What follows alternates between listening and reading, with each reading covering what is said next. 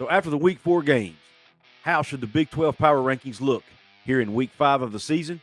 Pull up a chair, sit back, relax, and let's talk about it.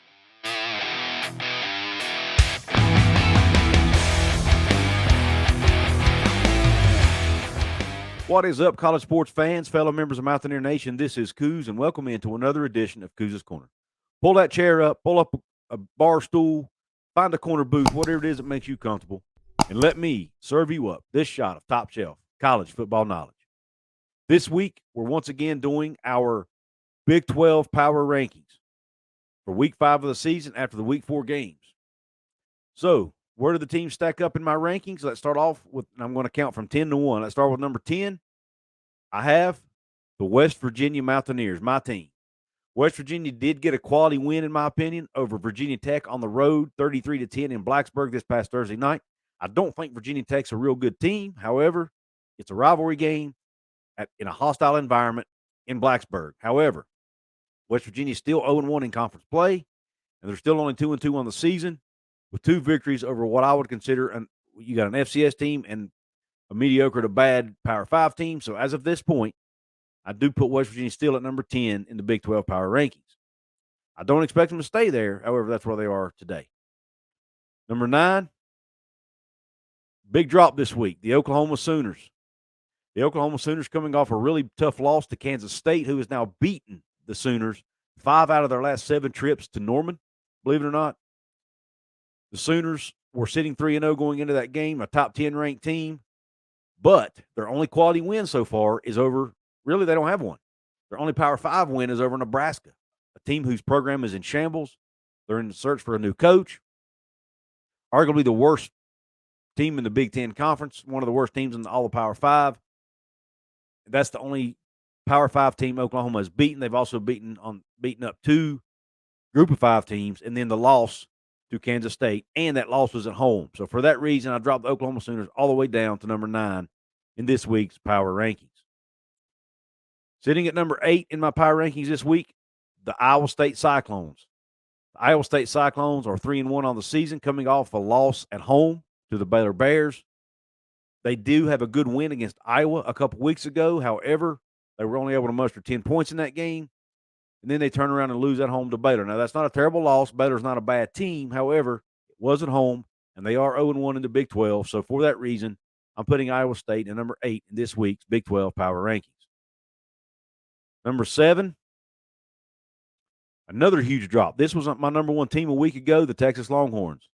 The Texas Longhorns are coming off a loss to the Texas Tech Red Raiders in overtime in Lubbock. Texas sits 2-2 on the season. They do have that really close 1-point loss to Alabama. And I gave them credit for that last week by putting them at number 1, and they had a win over what I thought was a good UTSA team. However, both of their wins are over Group of 5 teams. They've played 2 Power 5 teams, and both of them have been losses, including 0-1 in Big 12 conference play up to this point. So for that reason, I'm putting the Texas Longhorns at number 7 in this week's Big 12 power rankings. Number 6, the TCU Horned Frogs. TCU did not play a Big 12 opponent this week and have yet to play one so far, but they did beat their rival SMU, who's a pretty good American Conference team. TCU sits 3-0 on the season with a win over Power 5 Colorado, who's not a very good team. And their other 2 victories, one was over Tarleton, who's an FCS team, and one is over, like I said, their rival SMU, which is another non-Power 5 team. So for that reason, I have TCU sitting at number 6 this week in my Big 12 power rankings.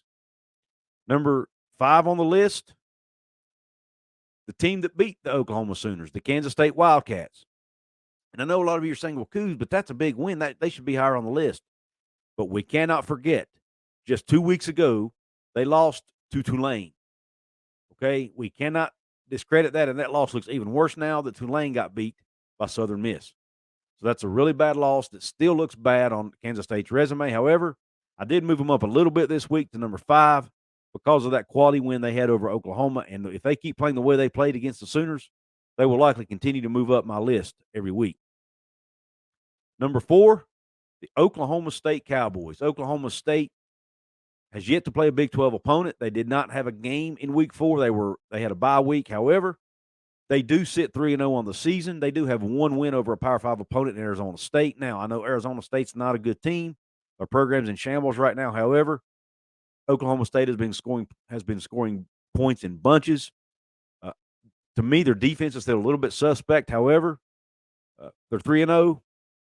They're putting up a lot of points. Spencer Sanders has been looking good, and for that reason, I'm putting them at number 4 this week in the power rankings. Now, we'll find out exactly how good they are because they play Baylor in what, in my opinion, is the biggest game in the Big 12 this week.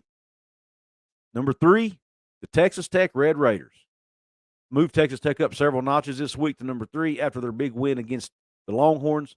Texas Tech sits 3-1 on the season, 1-0 in Big 12 play, and their lone loss is to what is now a top 10 ranked North Carolina State Wolfpack team, and it was on the road. So Texas Tech's loss is not a bad loss, and they have 3 wins, including one over the Texas Longhorns, and they're 1-0 in conference play. So therefore, they are number 3 in this week's Big 12 power rankings. Number 2 on the list, the Baylor Bears. The Baylor Bears are sitting at 3-1, coming off a really nice win on the road at Iowa State, one of the most hostile environments, not only in the Big 12, but arguably in all of college football, a really tough place to play. Big 12 teams have struggled there the last several years, especially since the Matt Campbell era began there in Ames. Now, Baylor does have the one loss on the season to BYU, but even though BYU got smashed a couple of weeks ago by Oregon, I still think BYU is a good football team. So that's not a terrible loss by Baylor. And the fact they were able to beat Iowa State on the road, and they're 1-0 in Big 12 play, they're 3-1 on the season. I have the Baylor Bears at number 2 in this week's Big 12 power rankings. Now, number 1, you guessed it, the only team I haven't talked about yet, the Kansas Jayhawks. Yes, I'm putting Kansas at 1. It's an absolute travesty that they're not in the AP Top 25 poll. They should at least be top 25. I'm not saying they should be top 10 or top 15, but they should definitely be top 25. They're 4-0 on the season, 2 wins over Power 5 opponents, one of them on the road against my team, the West Virginia Mountaineers. They went into a hostile environment in Morgantown, was able to come out with a victory in overtime there. Then the following week, they go on the road to a pretty good Houston Cougars team who's probably going to make a bowl game this year. They were able to beat them on the road. Then they turn around and play another Power 5 opponent in the Duke Blue Devils, who was undefeated at the time, and they were able to beat Duke at home. So they sit 4-0 on the season, 1-0 in Big 12 play.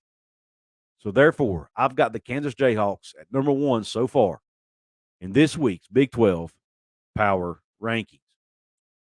Let me know, Couz's Corner family. What do you think about my rankings? Drop a comment below. Let me know what you think.